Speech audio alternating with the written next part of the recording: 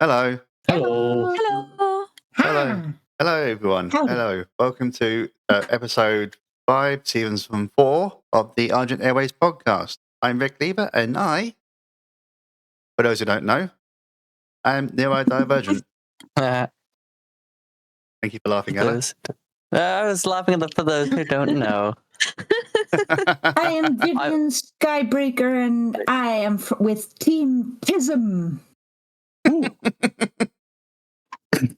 In Mons, I'm Xuyagu, a forest monk from the hinterlands, who has only collected one Neurospice by seasoning so far.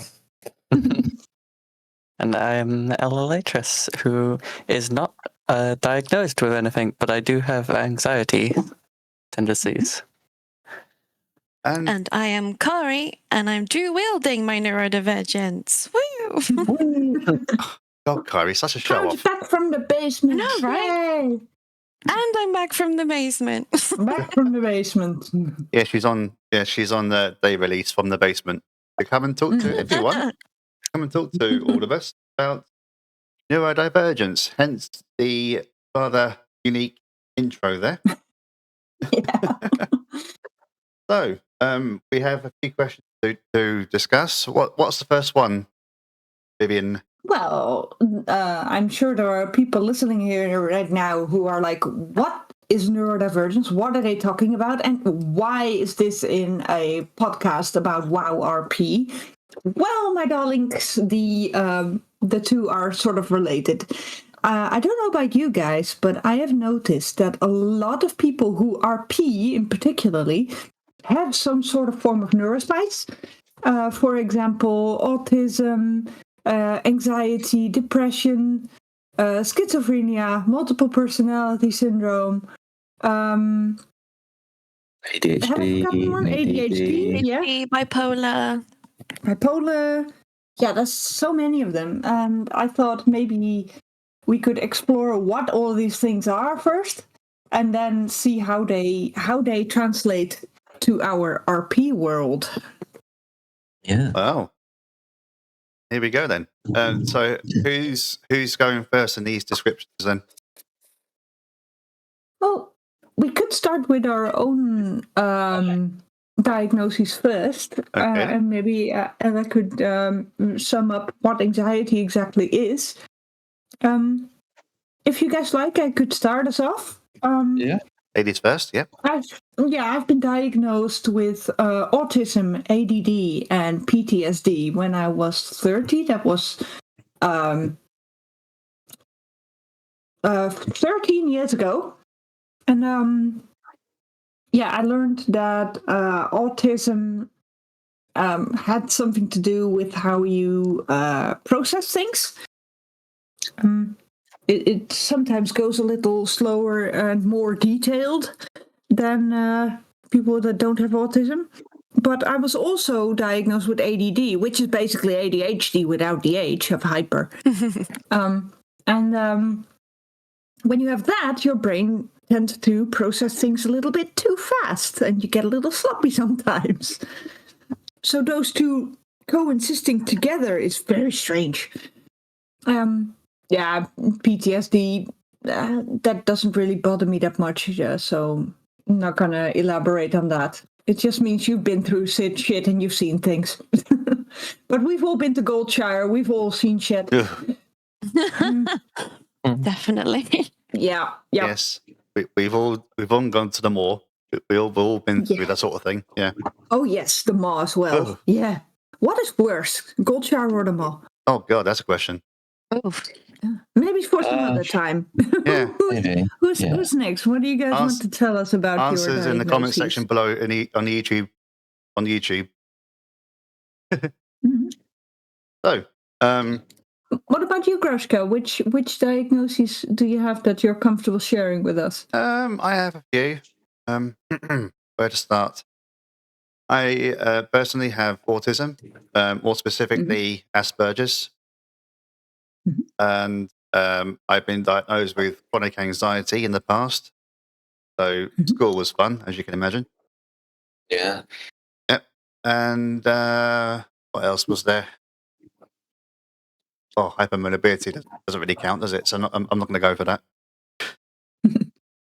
Yeah, I'm just going to go with those two. Okay. Autism and chronic anxiety, because very often they come as a package deal. What about you, Ella? You said you did not have a diagnosis yet, but you do have anxiety? Yes, so I've not been. It most definitely runs in my family, as both my parents do have neurodivergence, but I myself have not been diagnosed with anything, no. But I have had to deal with quite severe anxiety basically throughout school and going into college. But yeah, you could say anxiety. I mean, yeah, it is a neurodivergence. It is, but it's also quite a broad spectrum where it can be its own thing. Mental health and neurodivergence tend to coincide quite a bit. Yeah, so like anxiety is obviously those who don't know hate the meme. Hey, why not? It's a general feeling of like dread, fear, unease, scaredness, and like overthinking towards, well, it can be anything. Most commonly is social anxiety, which is the like socializing people, that kind of anxiety, that fear of conversation. It's having related that myself. Yeah. Sorry, I spoke over you there, didn't I? Carry on. It's all right. But there are anxieties for all sorts of things, like anything. There's anxiety of the ocean. That may be quite crippling, especially in real life. Maybe also in your online life in some occasions.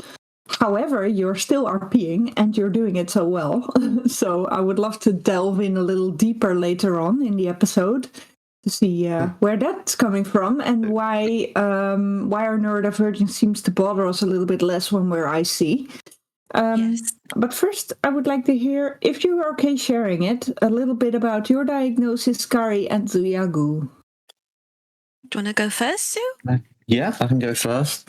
I was trying to find when I've got diagnoses, but I can't find it at the moment. But I diagnosed autism, and before that, that was like 2020s. I got that diagnosis, so it's more recent for me. And before that, I was diagnosed with, well, I have quite severe social anxiety, to a point where at one point I couldn't even leave the house because it just was so overwhelming and gave me so much anxiety just being outside the house. I couldn't really go anywhere. Those are my diagnoses. All right. Thank you for sharing. I feel like we're in the AA group here. Well, we are, but it's Argent Airways. It's still AA, though. It is an AA group. Good save. Yeah. It is. Good save there. Khari, you go. Tell us. I think, if I remember rightly, Zoo, we were talking about our diagnoses around the same time. And I was diagnosed with autism back in December 2024, I think it was. And ADHD literally a week later. Oh, wow. Yeah.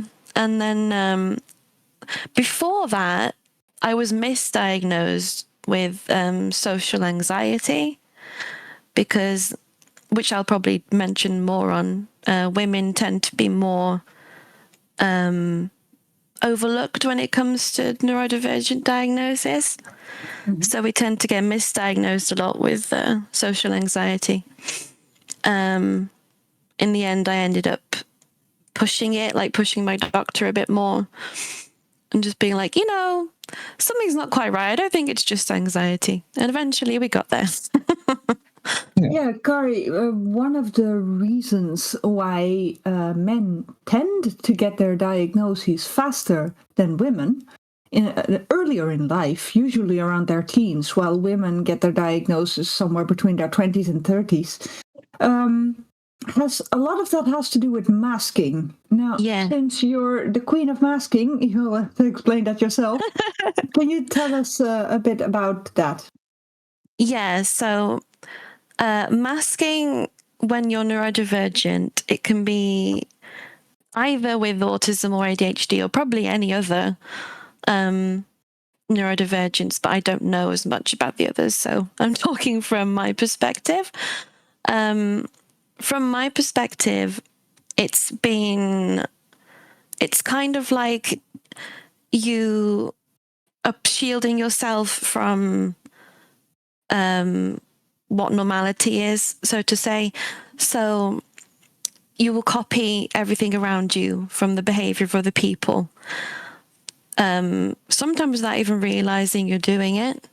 So, for example, for most of my life, I was copying my role models and just like saying, I suppose this is how I'm supposed to behave. This is how I should be reacting, even though I'm not entirely sure about it. That's basically what it is. I think that's how I can sum it up. I've been copying my colleagues. I thought, if they can pick up the phone during their work, I was a graphic designer, why can't I? And I just kept doing it, even though I was constantly overstimulated. Yes. And if they can work late, why can't I? And I would work late as well. And while that's a big no-no. Yes. For people with autism, just give us some a set time frame, and we'll do anything you want. But go over it, and you immediately have issues like autistic burnout and that sort of thing. Time is precious for us. There is a reason why I am asking you to explain what masking is to us, because here comes the RP part, you guys. There are so many people who RP have some sort of neurodivergence. Many people have some sort of diagnosis. Could that be because we don't have to mask online? Even though, strangely enough, hiding behind an RP character is like the ultimate mask, it is also like being your ultimate self. I'd love to hear what you guys think about this thought.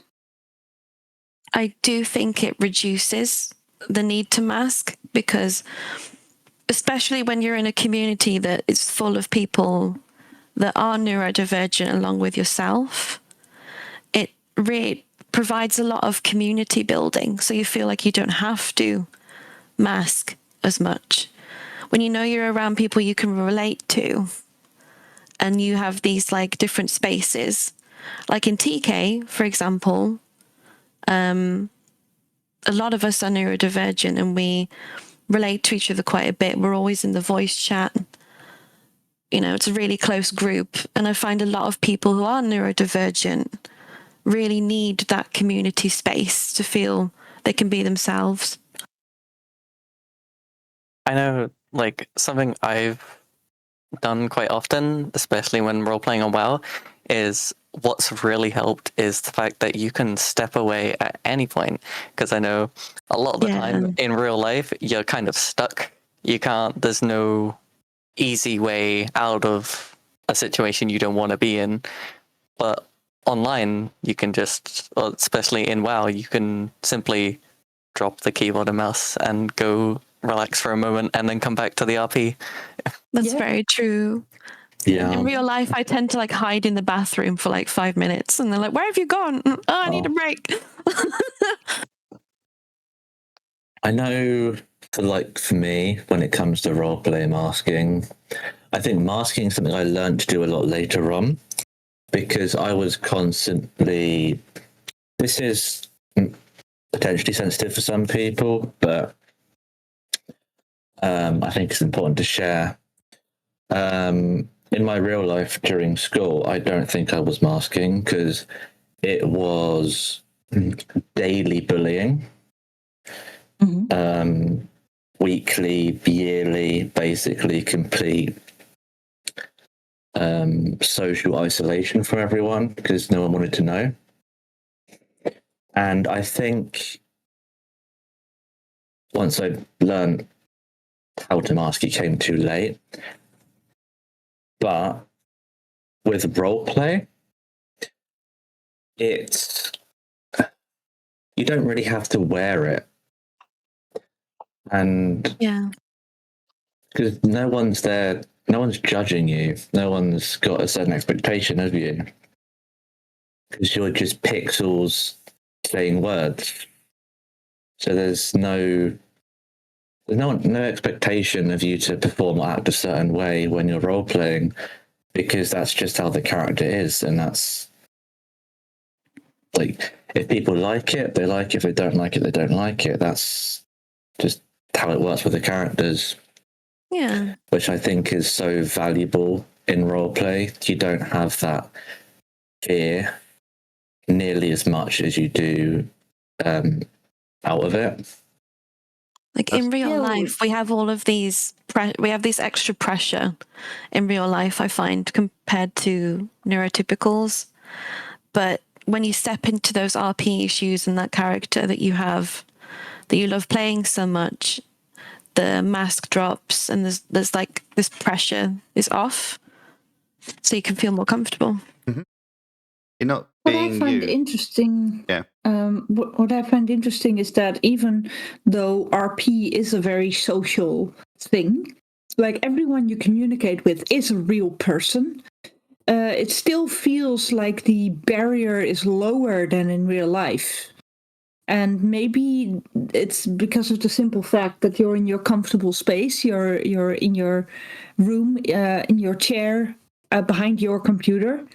Maybe that has something to do with it.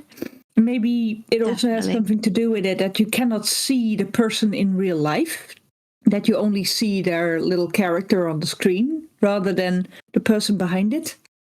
It removes a lot of like for me, in my experience, I'm always thinking, what's this person thinking? Am I saying things correctly? And I think a lot of people might relate to that. Oh yeah. But when you're in RP, all of that's gone because you have time to type, you have time to look at the person's character. You're not thinking about who they are behind the screen when you're in that RP space, unless it's someone you're close to, of course. Ella, what makes RP a safe place for you? Well, I mean, it's all the points you've just brought up really helps with anxiety. Like, Yeah. not being able to, like, see the people you're talking to, and also knowing they can't see you, so they can't make a judgment of you, really. And, you know, it's all one and done, kind of, like, online moves so fast. A lot of the time, stuff can be just like, if you make a mistake or you think you have with anxiety, oftentimes people won't remember it by tomorrow because it's like, especially in WoW and stuff, things move so quickly. I think there's a lot of comfort in knowing you have control over your own environment as well. Yes. Like both because you're sat behind the computer and you're in this virtual space that you have control of. Whereas a lot of, a lot of autistic people are very concerned about things we can't control, if that makes sense. Absolutely. Yeah, I get what you mean. Like, another thing that I think roleplay really helps with over the real world is, I don't know if about anyone else, but for me, I can get very overstimulated in roleplay, and I just sort of shut down and don't know what to do. But the good thing is with roleplay is you can just leave. Like, that's a lot harder to do in real life than it is in roleplay. Yeah. I also noticed that sometimes my tism takes over while I'm in RP, and it often happens to me when I'm overstimulated regarding too many people, too many words, too many things going on at once. Yeah. In real life, I tend to shut down when that happens. I just, for example, let's say we're at a birthday party. A Dutch birthday party consists of everyone sitting in a circle and talking about children, grandchildren, holidays, or work. And I don't have anything to say about any of those subjects. So I quickly find myself zoning out and just getting overstimulated by everyone talking at the same time. Now, this also happens sometimes when you're in a group in RP. And when that happens, I find that I can always entertain myself, keep myself busy. For example, if I have lots of guests in Vivian's little cottage, I can't follow the conversations. It's too much. But what I can do is make sure everybody has their virtual drink or a virtual snack, or is comfortable or can explore the house if they want to, just sort of micromanaging that.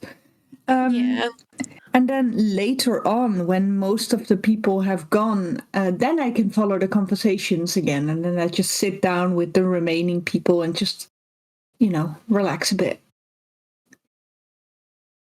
Yeah, that definitely sounds like the better way of coping with it. Yeah, I mean, in real life, I try to do that too. When I'm too overstimulated by too many people talking at once, I try to make sure everybody has drinks or do the dishes in the background or cuddle a cat or something. That's, yeah. In sometimes RP, you can't. In RP, we have that saying, don't we? My RP brain has stopped working now. Yes, I'm going to go and walk off now. My RP brain has died. Whenever we If only say we that, could get away with that in real life. My brain has stopped working now. I'm going to leave. My social brain has died. I'm going to go now. Bye. Imagine. Can you imagine talking to a group of people and suddenly they hear the window shutting down noise? Ding, ding, ding, ding. His brain shut down. Ella and Grashka, you two both mentioned anxiety. Have you ever had a moment in RP where your anxiety got the better of you and you had to disappear for a while? It was for me. It was during the early days of when I started RPing. Back when I was struggling to separate in character from out of character. It's something we all had to learn. Nowadays, of course, whatever happens in character, I'm like, yep, okay, whatever. But back then, it was a bit of a scare, to say the least, because I would do something that I wouldn't ordinarily do in real life. Obviously, because of role playing. And I'm thinking to myself, oh Christ, what's that person going to think if I do this? And of course, that triggers it. Right, Ella? Yeah, I will admit, you're right there.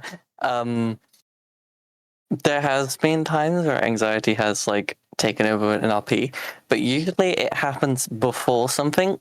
So I'm for example, there's an event on today that I really I wanted to go to on Ella, and it I'm waiting for the event. An hour goes by, and I'm thinking about the event. I'm thinking about all the people that are going to be there, and I'm like, oh, can I actually handle that? And then there has been a couple of times where I just haven't gone to an event because the overthinking takes over, and I just thought maybe there's going to be too many people, and just didn't go and went to RP somewhere else. I think a lot of people can probably relate to that. Well, there are many different types of RP. If one type of RP overstimulates you, you can pick a different kind. For example, one of the reasons, sorry, Iron Wolves, one of the reasons I am not often in combat events is because they tend to overstimulate me. So I only go whenever I can do some free-form medicry. Vivian is a medic. And but I can't follow anything else. I get too overwhelmed. That's why I stick to social RP mostly. And if it's a bit too social, then I can just sort of zone out a little bit, and nobody seems to care anymore. They're just like, oh, it's just Vivian. She's just standing there. Just leave her be. She's fine. Yeah, there was a funny moment. I believe it was during our vibing. previous during our previous meeting. Crash, my character Crash, was just standing there, explaining all the important stuff, and then suddenly, in the corner of my eye, I spot Vivian. And she's just casually wandering over to a little hermit crab. Like, yoink, you're mine now. I was like, yeah, that has to be the most tism thing I think I've ever seen Vivian do. Amazing. It definitely bleeds. It definitely bleeds into the RP. I would like to apologize for that, but I'm not sorry. I think I can if it makes you feel better. I totally get the anxiety thing in roleplay, though, because even now I get that. But especially with, I think even when I was first meeting Grashka again with Xuyagu, that happened. And when I was just going to the place, triggered it, because it's all the unknown variables and people, and I don't know what to expect or what's going to happen, that it triggers it. And autism and anxiety are a power couple. Yes. What you said, Viv, about the different events as well, like, that is very true, because, like, I struggled often to go to bar events, because that's like, you're put in there, you gotta socialize, like, chat with other people. But then I also have hosted, like, concerts, and I was fine then. And it's a weird difference where it's like, in bar situations, you're kind of there to talk to people, whereas a concert, even though there is a lot of people, I don't have to talk to anyone because I'm too busy. Exactly. I have a theory about that, you see, because I plan a lot of events and I'm completely fine. Like, planning them, hosting them, yeah, I'll probably get a bit nervous, but I'm fine, like, when I'm doing it. And I think it's because it's planned and structured, like, especially from a neurodivergent perspective. I like things to be planned down to the T. And because everything's planned, like, I know I'm going to be at the market every Tuesday. It's part of my routine. And I know what I'm going to be doing in this event that I've planned because I've written everything down. I've written how it's going to happen, what's going to happen when, etc. But when it comes to, like, attending something and just walking up to people, it makes me quite nervous because there's no structure, if that makes sense. Yeah, I completely get that. Does it also have something to do with the fact that you're not in charge at that moment? No, I don't think it's that. I think it's more just And I mean, basically in charge of the situation, that you can predict what's happening. Not I don't mean it in a way that I'm not the boss, so I can't be.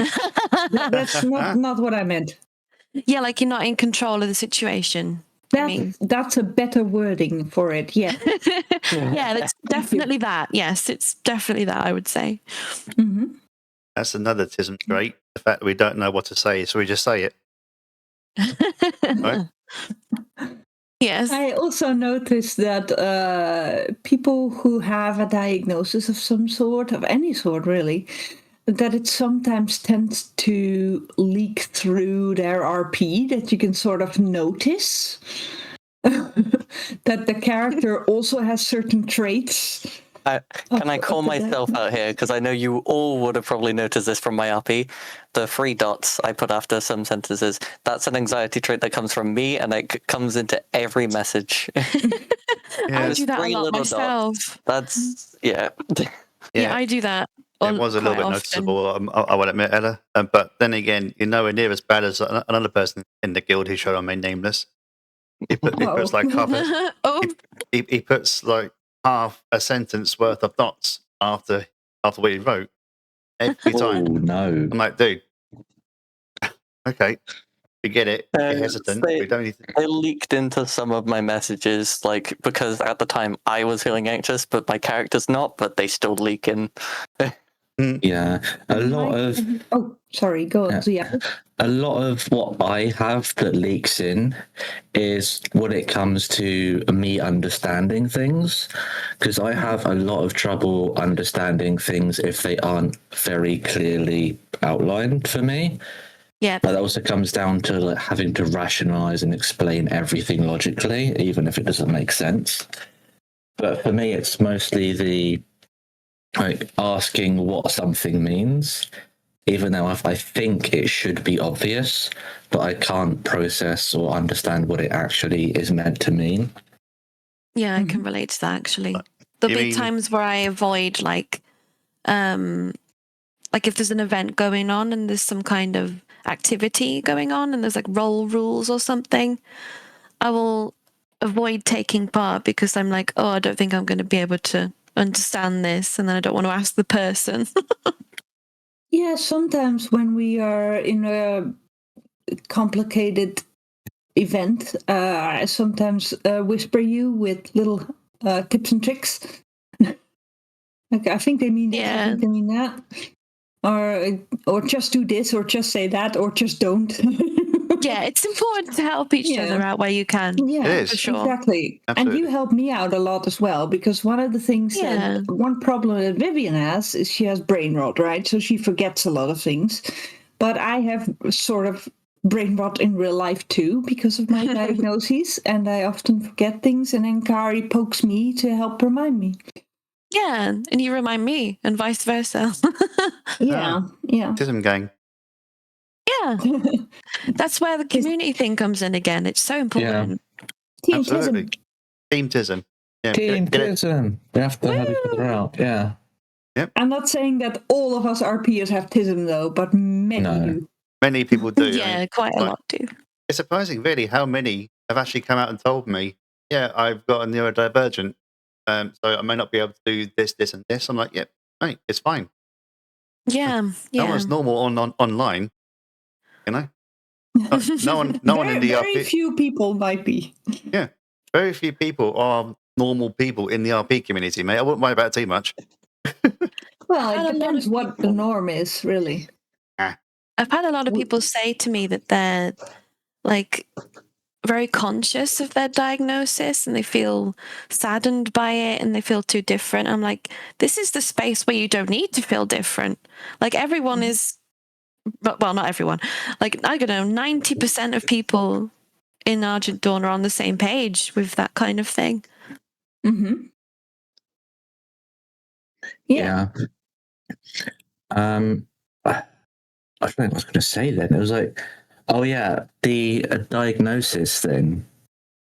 Like for me, the diagnosis was good because it helped me understand why things were a certain way and why I do things other people don't, Yes. and so on. It was very beneficial to me to understand that.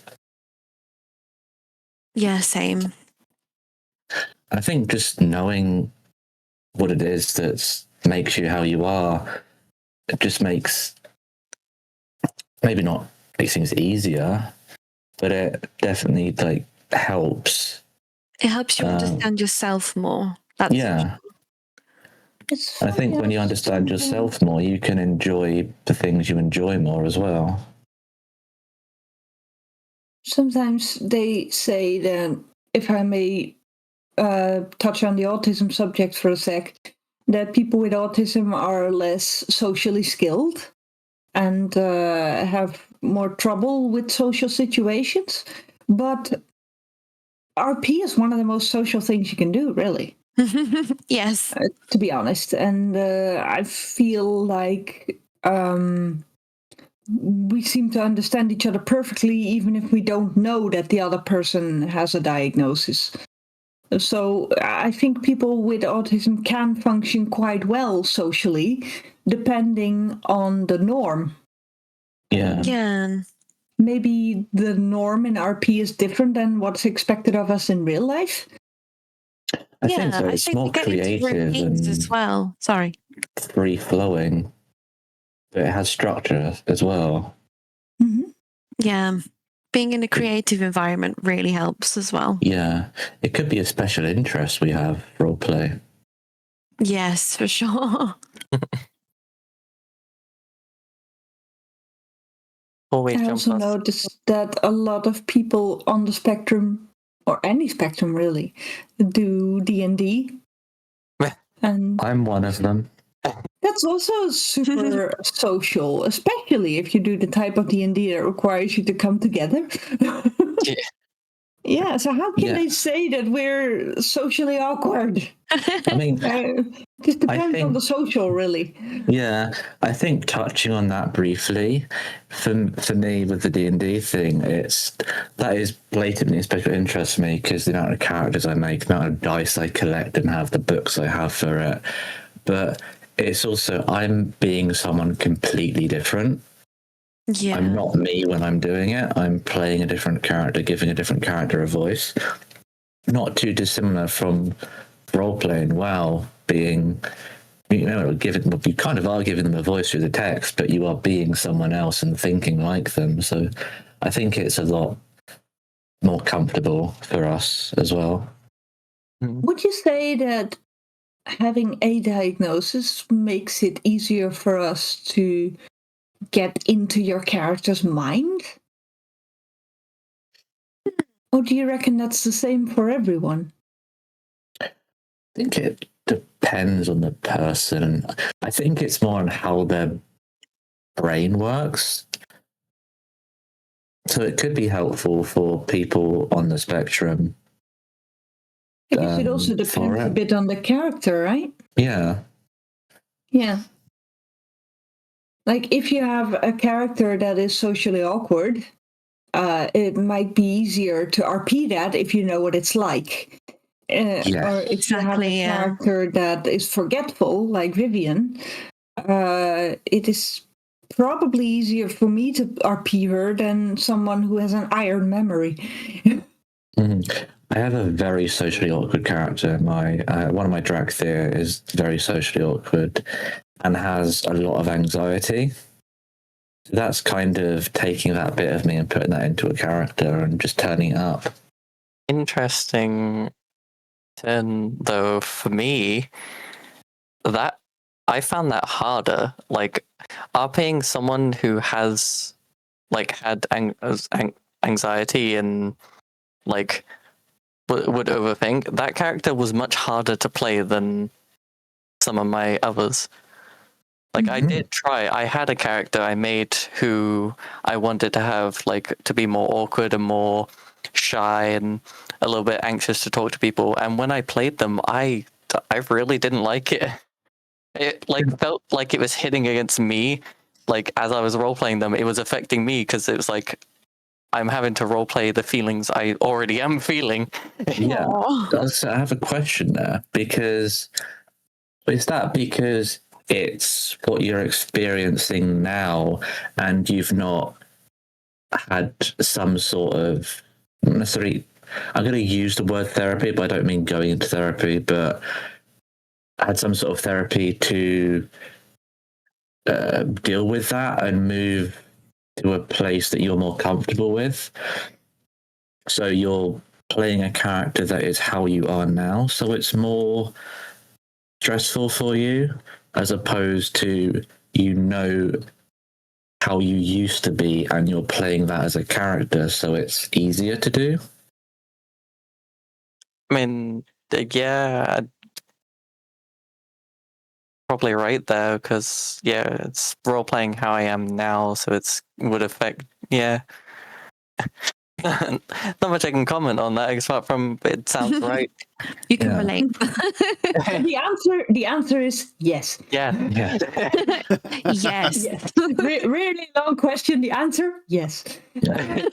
Speaking of really long questions that are also very interesting, we have a couple of questions from Rijke. Some of you might remember Rijke and Mikkel from the Remarkable Life of Ibelin documentary, in which Mikkel had some issues many years ago of coping in the harsh real world.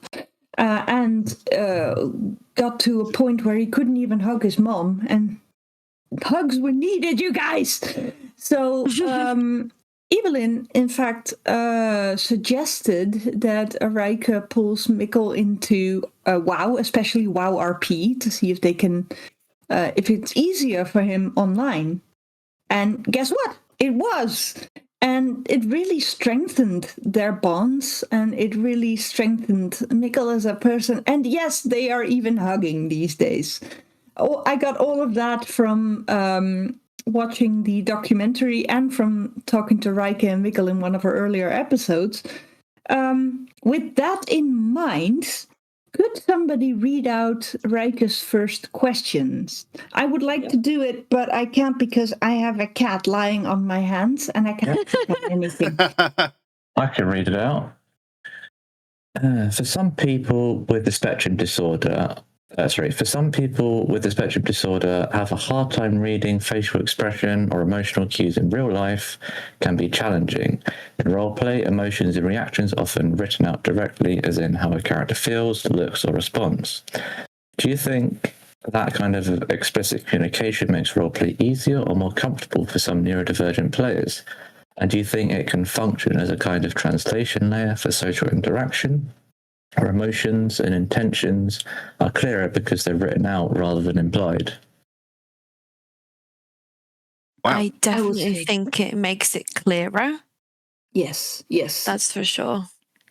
Personally, I find it does make it a bit clearer because I'm reading it rather than having to trying to figure out how someone is thinking, how someone's feeling rather, not thinking.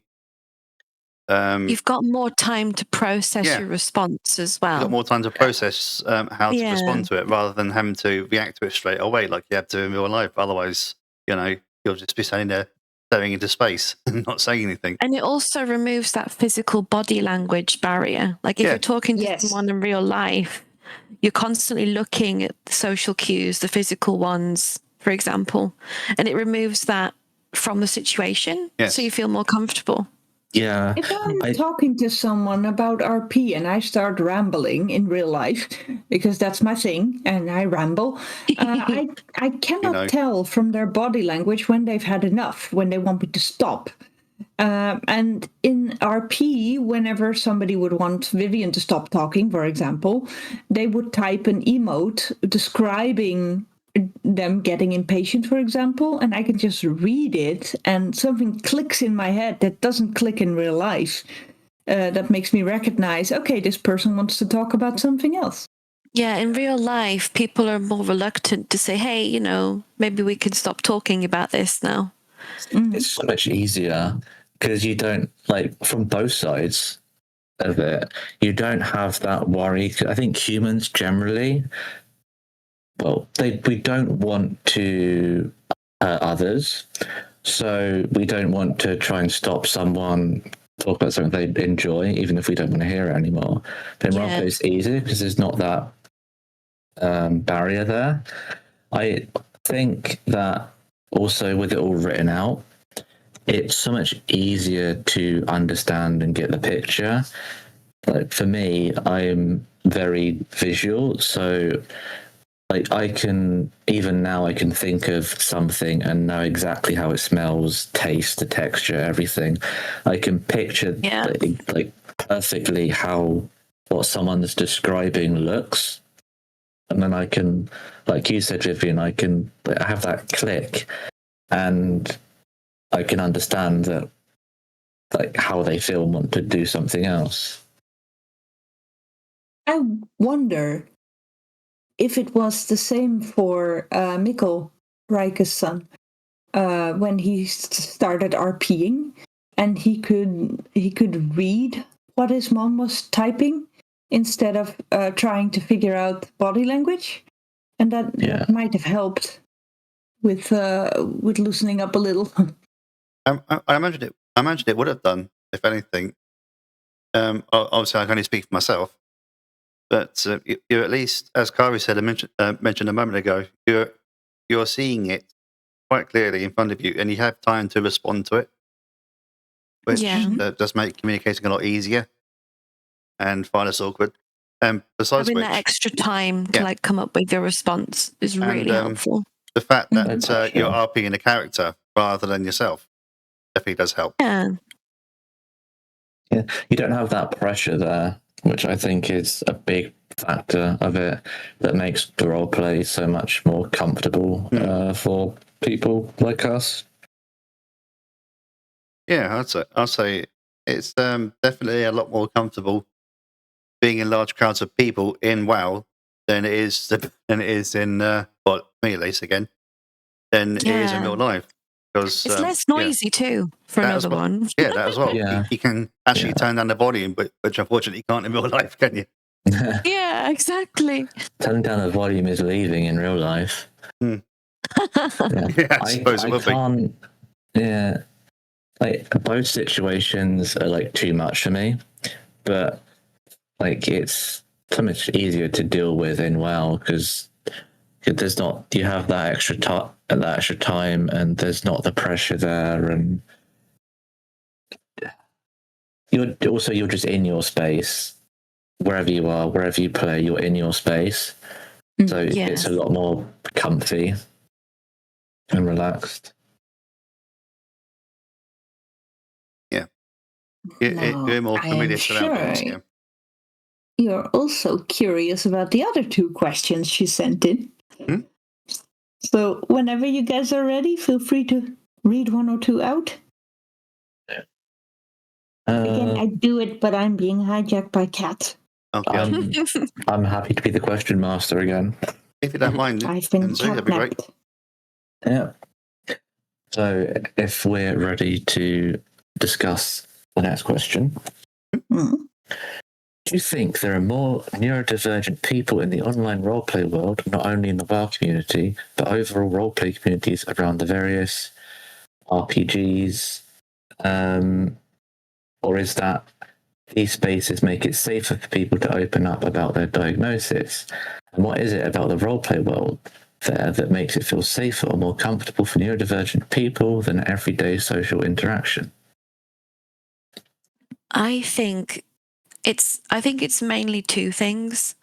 One being that sense of community that I spoke of before. Like when you know that a lot of people in the same space as you, especially if it's your special interest, like WoW RP being a special interest. I know it's mine. But when you can relate to that and you know a lot of people around you have the same or similar experiences with their own neurodivergence, I think that makes it a lot easier to be able to communicate freely as your character, for example, or just be comfortable in an RPing situation. Mm-hmm. Yeah, similar interests and like shared experiences and the like. So you think there would definitely be a lot more neurodivergent, neurodivergent people online because, frankly, it is a much more comfortable place for us to be in. Yeah, and I also feel like neurotypical people often find different kinds of hobbies or different kinds of social circles. Perhaps they cope better in real life. Just go do other stuff or get relationships. Yeah, those are difficult. I think I don't want to, of course, say all neurotypicals are alike. I'm just saying that they probably have more social opportunities than neurodivergent people do. Yeah, easier to adapt, I reckon, as well. Probably have something else to do rather than RP. Yeah, probably. I think also with like roleplay communities, you also would find more neurodivergent people because it's globalized. So I wouldn't know any of you right now if like I didn't exist on the online space. Mm-hmm. It's very true. So I think it has all those different layers to it, I think, that make it a lot, I feel a lot safer It to reduces the be need for masking as well. yes, a lot more authentic, and don't have that pressure there. I think because you're just a person on the internet, you're not. You're not. Actually, of an example, I don't know what any of you really do for work. But I think like online, it's Vivian, the undead. It's not Vivian, the person who works with animals and does. Well, to be fair, I work at petting zoos in real life and online, so that sort of bled into my RP life as well. You get the idea, though. Yeah. And like people see Vivian, the petting zoo owner, and not, for example, Vivian, the librarian. If I had been a librarian, for example, which I'm not. So it would be very quiet and peaceful. So that could be an ideal career path. Actually, yeah, and I like books and I like stories. I maybe have a new career coming up. Yeah. Hey, who knows? It might be a nice one. Yeah. Yeah, I don't think I'll get much chance to read books though while I'm there. But yeah. Oh, you never know. Book tip for everyone: Terry Pratchett. He has influenced my roleplay so much. Yeah. I don't know what my roleplay influences are, to be honest. There's got to be some. But it's all just sort of come from my mind. Just what I want to create, I create. I don't really look for inspiration. Your RP I can feel be this tailored train. around. I can feel this train derailing, but I don't mind because I would love to know if there were any other influences outside of RP that influence your character to be the way they are. Of course, we're going to derail. We're neurodivergent. Yes, it's very appropriate to derail when we're all neurospicy, or most of us are neurospicy. I got a lot of inspiration for my characters from Terry Pratchett, so yeah.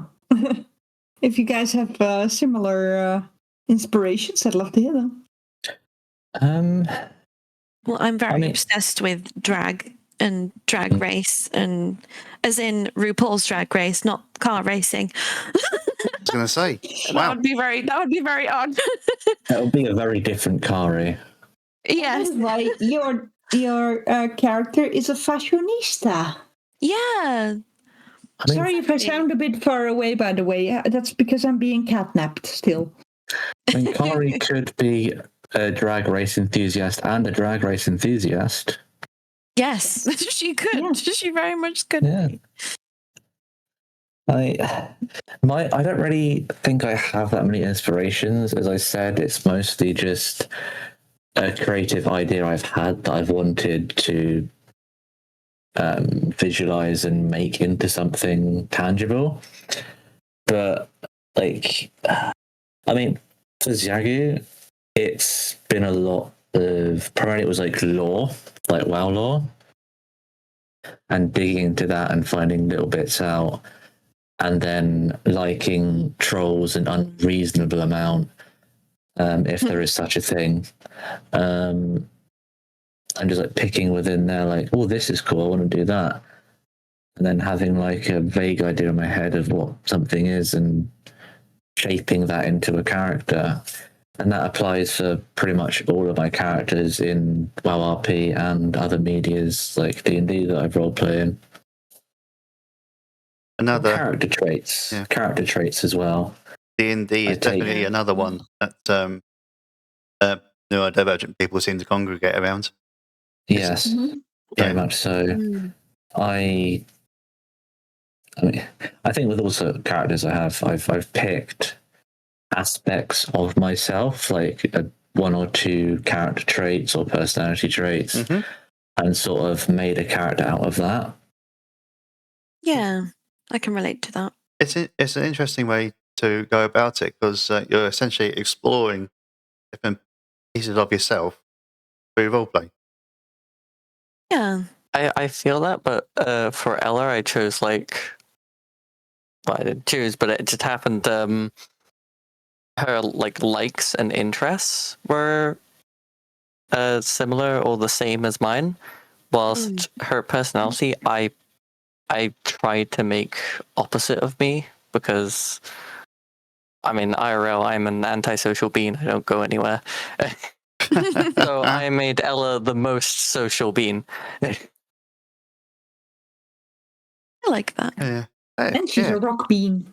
Yes. She's a rock bean and a pop bean. Pop bean. I think because I'm most like singing is one of my special interests. That's probably why there's a lot of karaoke events. And spontaneous Khari voice chat singing sessions. Yes, I'm not sorry. I am a You bit shouldn't sorry. be. It's great. Keep on going. I have a terrible habit of just bursting into song because I just can't help myself. It's awful. She's a walking jukebox. Literally. Walking yeah. diva. Yeah. Yes. But Diva. the thing is, though, whenever we gently sing along to something, we just gently sing along. When Khari gently sings along to something, he gets all the ad-libs right. The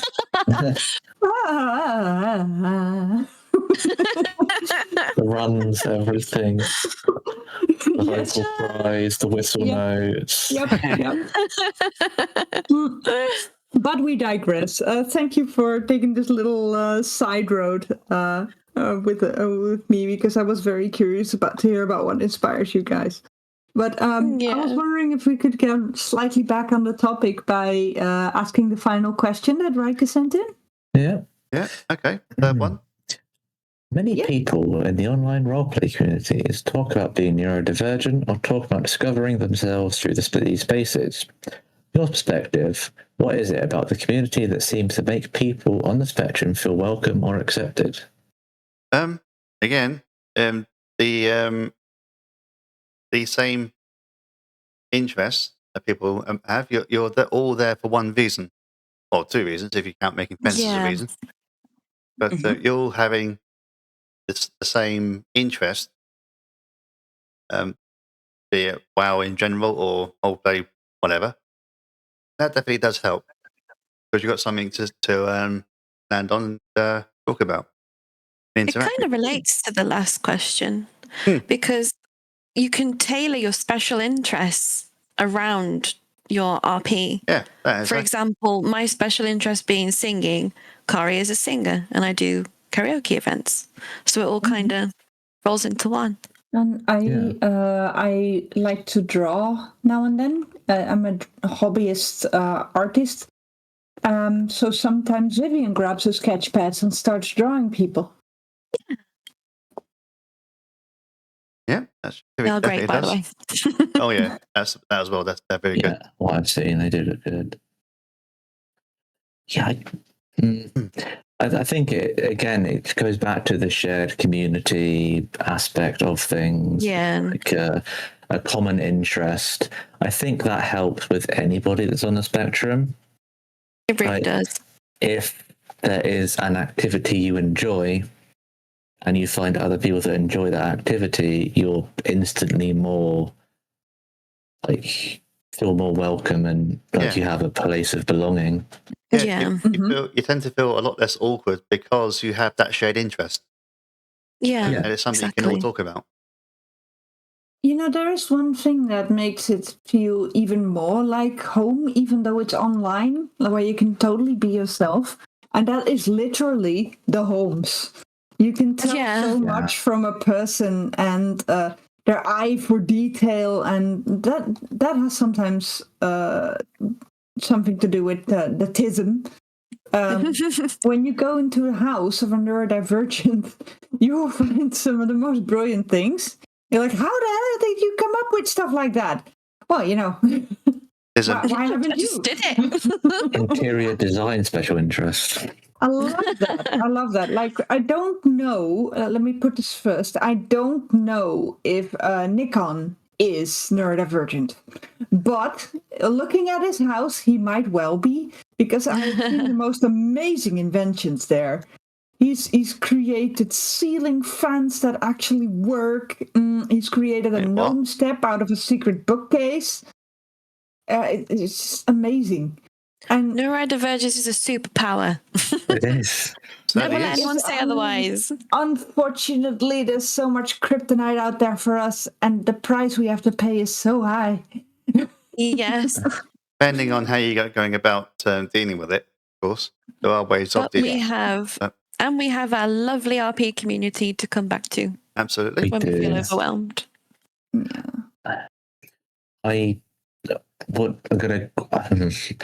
Unless I want to quickly, very briefly, go back to the thing before about the character inspiration, Yeah. because my flavor of Neurospice is if I have a thing I want to talk about and think about, I can't let that thing go even hours later.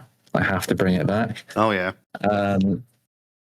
But I also like other characters and medias I pick for inspiration of things, or just songs.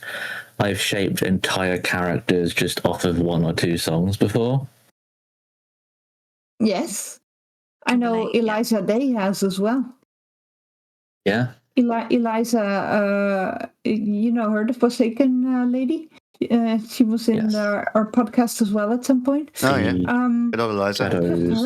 heard a song on a holiday trip and in a car, and she was just so taken by it that she created her entire character after it. Sometimes it's just small things that It can is definitely create the your small character things. for you. Yeah. Like in Yeah. Vivian's case, it was a drawing. I once saw a drawing of a Forsaken lady lying in some sort of corner somewhere, being sad and miserable, and looking up with her blind eye sockets towards a ball of light. Yeah, it was just a sketch that Hazel drew of one of her characters one day, and I was just so in love that I built Vivian around it. Aw. It is definitely interesting seeing how people get inspired to make their characters. Personally, Yeah. I've always liked orcs as a fantasy race because of the fact that they are very very neurodivergent in the way they think, and by that I mean there's no grey area. It's black and white. Yes. Either you are Yeah, or I you're not. agree. Yeah. You can very clearly tell that when you interact with Grushka Isili, that she has a very set way of thinking. I think you RP that very well. Thank you. I never thought about that, actually. That's really interesting to think I haven't either. I never thought of orcs like that. I can Oh, very wow. clearly tell in Shama's case as well, even though Shama is half orc. Her orcish side is so strong. She's so set in her ways. That's very orcish. She's Yes. half-tism. So I guess you could say that orcs have orctism. Orctism. They're orctistic. Yeah, they're Autistic. Oh my god. and orctastic. This joke I is love it. this joke is getting very awkward. Can we move on a bit, please? New word has been invented. Autistic. I've never seen the appeal of orcs personally. I've never found much interest in them, but I don't know what it is that draws me to trolls so much, but something does. I think it's the spirituality of them. I feel the same with Draenei. Like, I don't know what draws me to them. Yeah, the spirituality and the wildness and the sort of return to nature sort of thing with trolls, I think, is what it does. What does it for me? It seems to be more the fact that they live a more simplistic existence, I suppose. They are spiritual people, but again, they are strong, very capable people, and they're very adaptive. I think that's what appeals to me about orcs as well, is the fact they got all these character traits that I can somewhat relate to. I'm sure you feel the same way about trolls, Zoo. I think to me, it's what I aspire to be more like, because I am, I think, fairly spiritual, not religious, but spiritual. Okay. And I think that's also just a draw there for me. Like, I can be also very on the nose with trolls and say, to me, I find them attractive but which is wild thinking about trolls, but it's also like an aspect of it. It's okay. You're Yeah. among friends here. Yeah. This part about like being pulled towards a certain race, I can agree with. If I were to look through if I were to look through my character list right now, I probably mostly have blood elves. So Yeah. I have at not wrong. least one troll of every class. Doesn't I surprise have me like somehow. 9 Kharis. 9 Kharis? Yeah, she's a fashionista. She has to have all the mug options. I have a Also lot of is a Vivs as cat. well, yeah. 9 lives. Yeah. Wow. I could make like a hunter Xuyagu as like a survival hunter, melee sort of hunter thing See, Like with a Khari- spider pet, which I will not enjoy, but we are Khari's also displaying a very TISM trait at the moment, and we're going off track. So, Yeah. Yeah, speaking Very of, I was wondering ADD. if we have reached our final destination of the neurodivergence train train of thought yet, because Thought of train. yeah, we also have a calendar and we have some funny bits and we have some shout outs and we do Yeah. indeed. So, I shall think we? this is the pit stop, Any the last- get off point. any last words regarding the subject? I was just going to randomly say that Khari is a strange mix between RuPaul and Edna Mode and Amazing. With hoobs. I think yeah. the last point for me is that if you think you could be neurodivergent, try and like get a diagnosis, because I think it's actually amazing how much of a positive impact it can make knowing Yes. you are. A lot of And- people in my real life have asked me, like, why did you get a diagnosis later in life? And I'm like, you have no idea how helpful it was. Like, going through most of my life thinking I was weird and that I didn't fit in. And then suddenly it all clicks into place. And it's amazing Exactly. It is. what transformation that takes on you. I remember the day I had my diagnosis, and I remember sitting in the doctor's office as he was reading, diagnosis out. And I think to myself, oh, now they tell me. Yeah. I have to say though, if you feel like you may have a diagnosis coming, but it doesn't really affect your life yet, you don't have to get a diagnosis. Only if Yeah. you feel like you really want to know, or if you feel like you need to get those puzzle pieces Yeah. placed correctly. Yes. Because it will open some doors for you. It might even open the door to certain types of help that you did not know you needed yet. But it may close a couple of doors as well. Like a friend with autism told me the other day. He told me that since he has his diagnosis, he finds it harder to find a job. yeah. So, yeah. I'm not saying it's impossible to get a job when you're neurodivergent, by the way. I'm just saying it might be trickier to find a suitable job that you can actually keep up. The reason I pushed for my diagnosis is because I needed those puzzle pieces to put into place. So it's exactly why it's not, I wouldn't go about it unless you are really being affected by any symptoms. Mm-hmm. I needed to know why I couldn't be like my other colleagues, why I was the one that kept getting burnouts. And getting my diagnosis really put those pieces into place.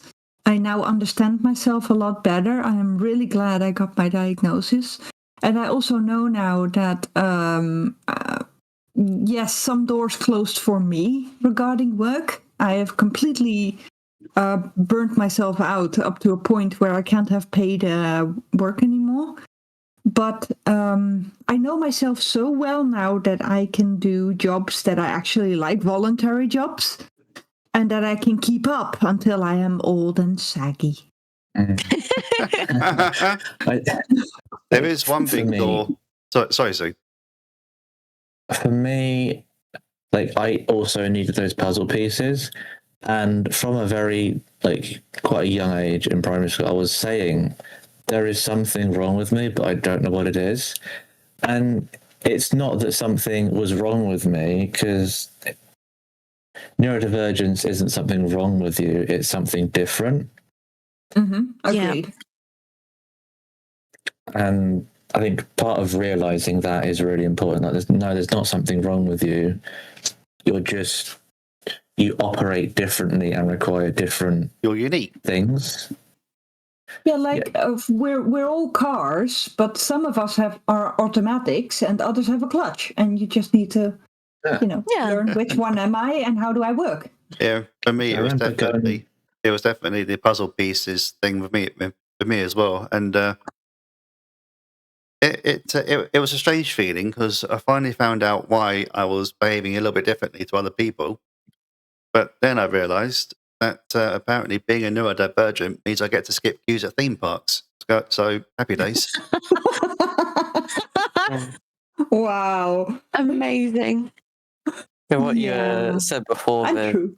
that is probably where I'm currently at, is like I have some tendencies. You've pointed some out to me before. They're not enough to where I feel like I need to go get a diagnosis. It's just at the moment, it's just I do these things. They're related to that, but it's not enough for me to say I need to go get a diagnosis. Yeah, well, if these tendencies do not influence your life up to a point where you're struggling, you won't need to get a diagnosis if you don't want to. Nobody's forcing you. But if you feel like at some point they hinder you from your daily life or your work life or whatever, or any other type of life, then yes, then get it sorted and get the help you need. Yes. It might be difficult. I remember going to a doctor's with here's a list of things that I think I have because of autism. Doctor was like, no, that's probably just anxiety. But I managed to get a referral, and then several months later I got the diagnosis, and so that's just middle finger to that doctor. Yes. If you think that you may have some form of neurodivergence, you can Google up question lists. There are lists out there that you can that ask you questions about autism, for example, and you just fill them in, and then the results will tell you if it would be wise for you to seek out a professional or not. Yeah, true. I'm sorry I stumbled a bit over my words there. Sometimes they all come in a jumble. It's either autism or ADD. It's ADD and ADHD, yeah. Yes. Don't look at the ones that say no you aren't or yes you are, but look at the ones that say you could be or you might not be, and if you want to you could, or you probably don't need to. Not the definites. Definites don't know. Most of the time the definites aren't really accurate. Ones that say get a clinician actually do it. To reel us out of here, I shall do the calendar. Oh yes, please do. We keep Speaking going of around in things, Yes. Okay. Thanks for the topic, guys. It was very interesting to talk about this with you guys. Yes. Now let us move on. Yes. So with the new 3.0 version calendar, welcome. This one, I have a few events picked out from between Thursday the 19th to Friday the 27th of March. Obviously, this new calendar, I explained it in the live episode, but if you don't watch those, I'll redo it again here. This new calendar, I've handpicked out some events that I have found interesting throughout the next week, and we'll talk about them a little bit, and these other guys can make their comments if they know about this event. If you're curious on what other events go on throughout the week, You can check out our sources in the description, which are the argentarchives.org, ADEU RP server, and the forums. Now, first event I have picked out is the Imbel, the spring equinox. Ooh. They have a quote that says, the time has come to celebrate the Imbel in veneration of the spring equinox. This will be a Caldori style, but all of the Alliance are welcome to come join for the spring revelries of the season. This is a religious holiday celebrated in both reverence in the wilds and Alune alike. It starts on the 21st of March at 8 p.m. server time. It is in Belameth at the Grand Spiral Well in the center of the settlement. And there is a dress code. It is white, silver, green of different shades. The event has a few things listed. It has an opening ceremony that starts at 8, and then from 8:15 onwards there is going to be blessings, a Dreamcatcher workshop, and a Futures Seed. Future seed. Futures Seeds. Oh, seed. Yes, so like tree seeds, plant. Oh, okay. I was a bit confused there. And intrigued, not gonna lie. I thought that one sounded quite interesting. It's starting soon for spring. The next event I have picked out is the Yuga with Zusha, which is a nice little rhyme there. I believe there wasn't much on their page, but I believe it is yoga, like yoga. It's a very simple little event in their housing area. From the images I've seen, it's a really nice house. There's they've got like cherry blossoms around and stuff. It looks really good. Uh-huh.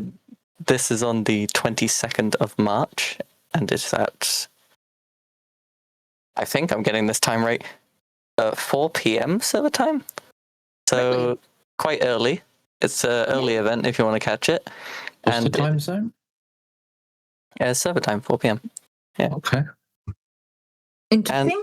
An you can afternoon one. Yeah, you can catch this one in Zusha's neighborhood, which you can whisper Zusha on Horde or Alliance. The Horde one is just Zusha, Zousha, and Zusha on Alliance is Zousha, but the A has, what's it called over it? The little dash going to the right. Do they have an Argent Archives page that people can check to copy paste they those do. names? If Okay. you can't put in that letter, there is an Argent Archives page you can get it from. It's not Boom now. I don't know what the correct one is. And the last event I have picked out is a grand opening for something. It is the grand opening for the nightclub Vibe, which is on the 27th of March at 10 p.m. Server time. So the nightclub is called Vibe. Vibe, yes. I like that. Love that. Yeah. Yeah. That is nice. That's a good name. Very good name. It is at a private housing place, Wild Meat Isle. The private isle in character is going to be in Stranglethorn. Mm-hmm. It is neutral, and there are some details for the event. Need a break from the world ending again? Come lose yourself with a night of music, drinks, and dancing. Leave the worries of the world behind. Dress up pretty and come dancing for the new nightclub Vibe. It is located on a private island in the southern Stranglethorn. Those interested can arrive via boat, wyvern, or there is a portal service. Nice. Guests are asked to leave all weapons at home or use the lockbox at the reception. And don't forget to bring your flasks of tongues, and there will be an external link for music. Nice. Some other details. Whispers for the invites will go out at around 10 to 10 or 21:55 or 50. You can whisper Zetofan on Horde, and the Alliance is to be added, so keep an eye on the Argent Archives page, Alliance. Yes. If the visitors are maxed out for the event, there is a outside space that people can go to. Okay, good. Yeah, there's still a 40-player cap on the housing, unfortunately. Yes, and there's other lovely events that I have picked. Nice. Very nice.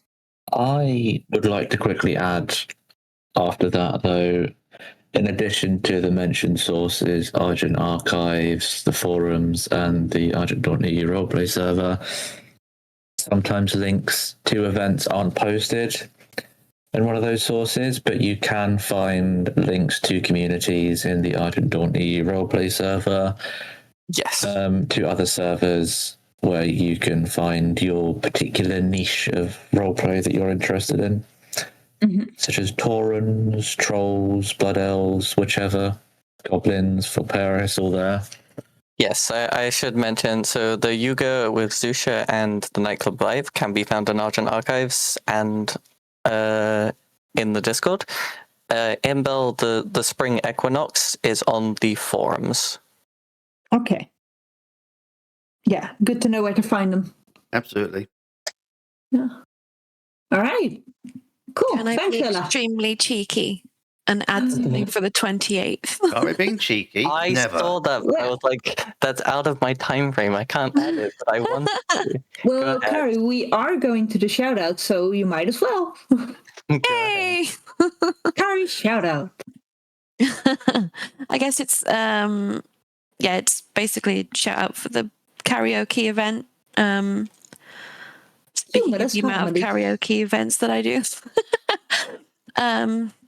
Humorous harmonies is the theme. So it's humor, just making a song that's funny. Anyone's welcome to hop on stage and perform. And we just put a list of songs in and watch together, and you queue up in the order that your song is listed in, and everyone's invited to come up and do their song. And that's on the 28th, Saturday the 28th, in Thousand Needles at 8 p.m. Humorous harmonies is always my favorite karaoke. Mine too, yeah. I love seeing what people come up with. It makes people are so creative when it comes to the funny one. Yeah. Okay. All righty then. Shall we move on to the other shout outs? Yeah, let's do it. I currently have the hiccup, so somebody else can start.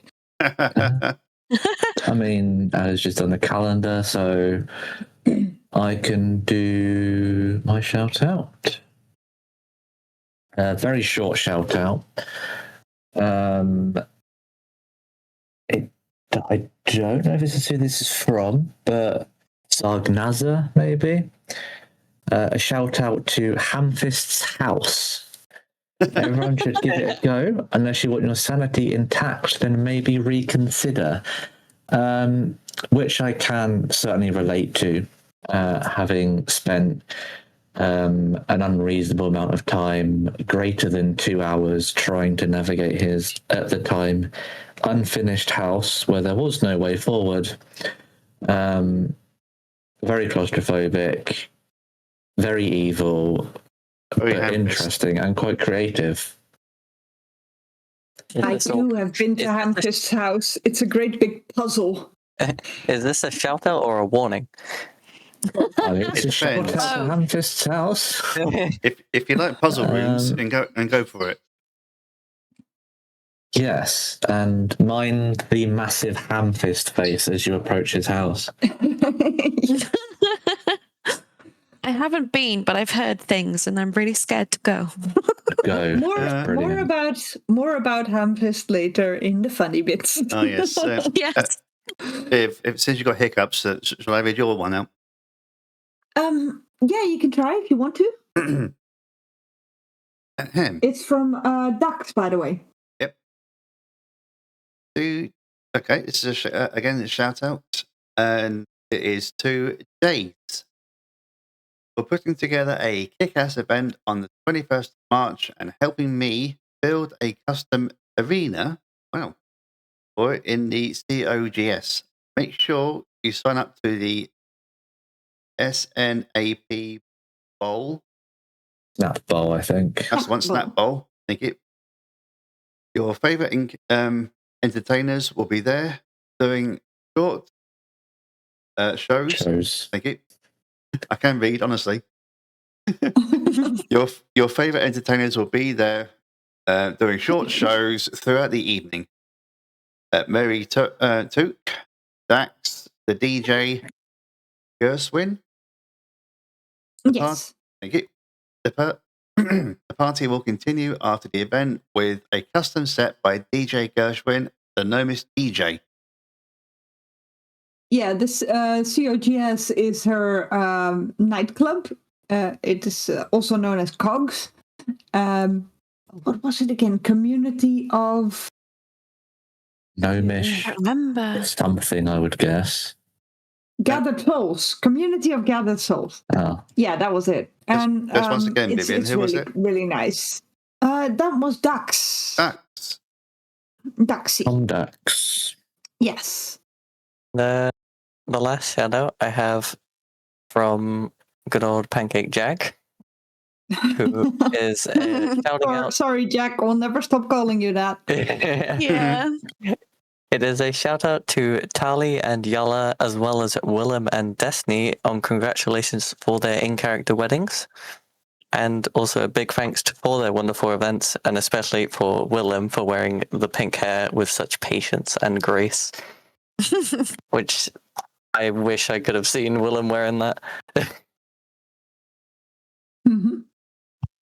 That definitely sounds interesting. Speaking of interesting, unless there are any more shout-outs? Nope, don't think there are any others. No? Shall we head on over to the RP Funny Moments then? Take it away. Oh, Yeah. Roll Right. VT. Who's going first then? Well, if I could start with not so much a funny bit, but a touching one at least. I was at the Lunar Fest a while ago, and behind the bar was Karen, the Worgen. He was serving the bar, and whenever Vivian, who's Forsaken, came near him, the Worgen, she would of course be treated to a stare, and no service would be provided. Now that may sound pretty rude, but he's been through a lot with Forsaken, so Vivian tried to sort of make him feel better by giving him her homemade paper flower badge. And he just chucked it in the tips jar. He was like, I can't be having with this. Now, she tried to tell him through a friend that she was open for conversation with him, but he told her also through said friend that he was not interested. She must have run into him at least 6 times, but it was always treated to a hardened stare every time. Even if she tried staying away from him, she would still be stared at or glared at. And then came Caitlin McKenzie, the Forsaken pastor.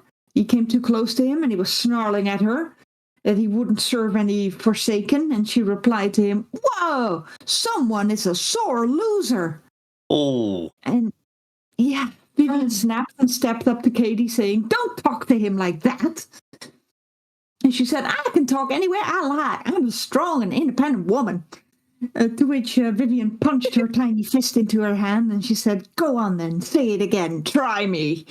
And the conversation kind of drifted away after that. And when Karen's bar shift was done, he passed Vivian and said, "I heard what you said. I still hate your race, but I appreciate that." So they might still not be friends. They might never be, but it was a step in the right direction. And great character progress, and it made me smile. So thank you for that, Karen. No. So yeah, it was not so much a funny bit, but a touching bit, basically. Yeah.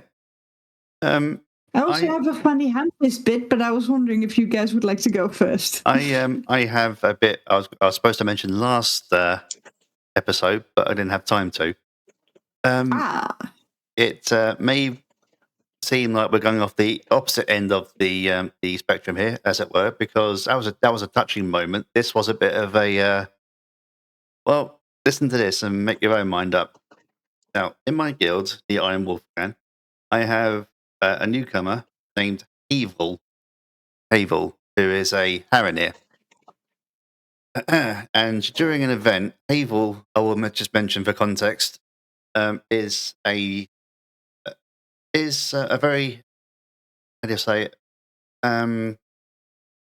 very nimble character. He likes to jump about, do acrobatics and what have you to dance around his enemies to fight them, essentially.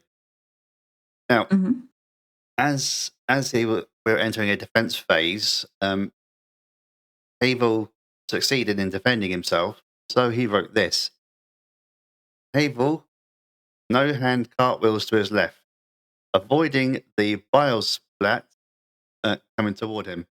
But much as a breeze sends leaves fluttering, the Harrineer's loincloth falters mid-air before he lands and refixes it to its proper place. Oh no. And for context, Havel doesn't wear anything else. He just wears his loincloth. So, in other words, the enemy got more than they bargained for when they saw Havel jump out of the way. What were you fighting? Oh, it was void creature, if I recall. Right, okay. I don't imagine they would have given it too much consideration then. Luckily not. But More's the pity. the funny thing was, though, the fact that Havel also mentioned afterwards that he showed, and I quote, he showed the enemy his boiled tree. Oh gosh. Moving swiftly on. Yes, very swiftly. Khari has one. Mhm. Yeah, At least you told me something about Hamfist. Yeah. Okay, so there was a concert hosted by Dax's Alt not too long ago with the Saronite Valkyrs and the Shredding Accordingly, I think it was. Also at the Cox nightclub, yeah. Yes, also at the same nightclub. And I was on an alt, so Khari wasn't around. But in the distance, I just saw Viv asking Hamfist for pocket money. And then because of this, Hamfist assumed that since Viv only asks Khari for money because she's her mum, that this means that he is now Viv's father. Wow. And so he started spreading this rumor around everyone at the concert. And later on, yesterday at the market, after Khari had found out about this, she picked him up by the scruff of her neck because he was already being annoying anyway.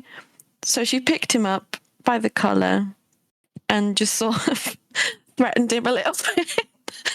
It was quite funny. How much is a little bit, though? Well, she'd already thrown him into the lake twice a couple times before that, so she wasn't going to do it again. It's getting old.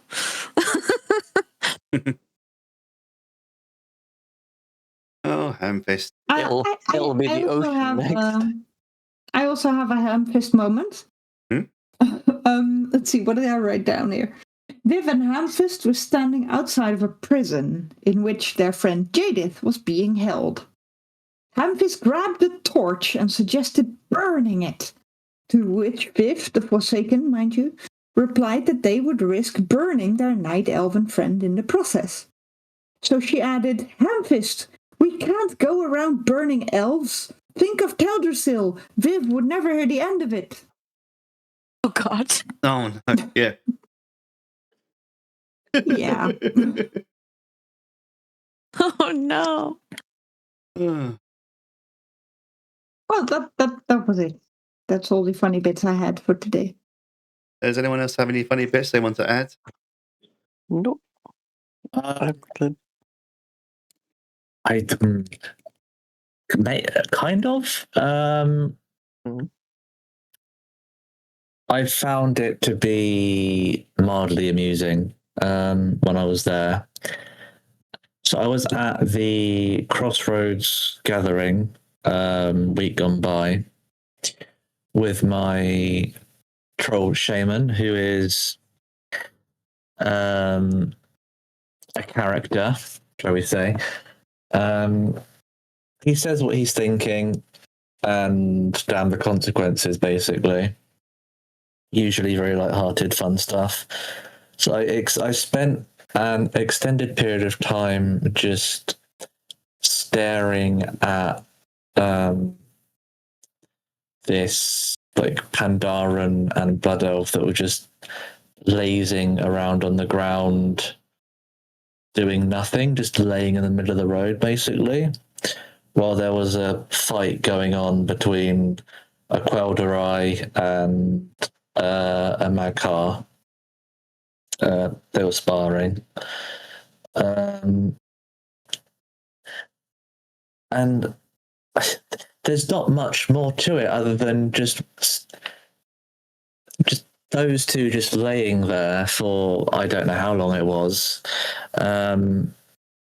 compared to those two beating the living daylights out of each other. Just a complete juxtaposition between those two things going on. I got some nice berries out of it, though, that I had a little snack on after chatting with them for a little while. Nice. Always a bonus, isn't it? Always a bonus. Yeah. And I found another funny moment that I was going to mention previously, but again, didn't have time to. This is a little poem written by a troll, once again in my guild, Poker, also known as the Laughing Frog. Oh, him. Yeah, him. Himbo, yeah. Kimble be fierce, Kimble be quick, his claws be sharp, much like his wit. Kimble prowls, his will endure, his focus locked, his footing sure. Suffer falls, Kimble does not, his mind be strong, temper hot. Once you earn the lowest trust, his force be yours, his will be just. He accepts only the best. If you got what it takes, be put to the test. And A beautiful poem. a beautiful poem by a Nice. great troll. There we are. Well done, man. Well done, Poker. Nice Come one. on. Yeah, man. Taz Dingo. Yeah. Right, I well, do believe that brings us to the end of the episode then. I believe it does, yes. Before we close, however, I would like to say one more little thing, if you guys will bear with me just a moment more. Yeah. And I've, excuse me, getting a bit nervous there. See, my tism's coming out there. Ah. Yeah, I'm not afraid to show it, of course, because I'm being older now. I just accept the fact that I am. But Yes. of course, when I was younger, I was obviously very nervous, and I was constantly worried about what people thought and everything else. Until my late grandfather said this to me. I want to share it with you now because it's helped me quite a lot. Never be afraid of what makes you unique. Because at the end of the day, what on earth is normal? Normal is what? Can you tell me what's normal? Can anyone tell you what's normal? No one can. Just be who you are. Don't worry about what people are thinking, because your family is far more important. And yeah, that's what you said. It's helped me ever since. Wise words of wisdom, Indeed. Grashka. Thank you for sharing them with us. Yeah. And if you are neurodivergent and listening to this, never feel alone, because there's a whole bunch of people the same in this community, especially. There's a bucket load of us, and we're all around you. And Hey. if anyone wants to talk about any of this, just feel free to give us a poke. I mean, I'm open for DMs. Me too. Me too. Yeah. E3 rather. Before. I would jump on this, but I don't know how I'd help. You can consult me, I guess. The thought is there. It's the thought that counts. Yeah. Yeah, I'm sure people Before will we appreciate it. leave, I'd like to tell you guys about next episode, which is in a week or two. We have a quiz planned. I don't know if we're actually gonna get around to creating it, so this might be a teaser for nothing. But yeah, if we can actually do the thing, then we have a quiz next time.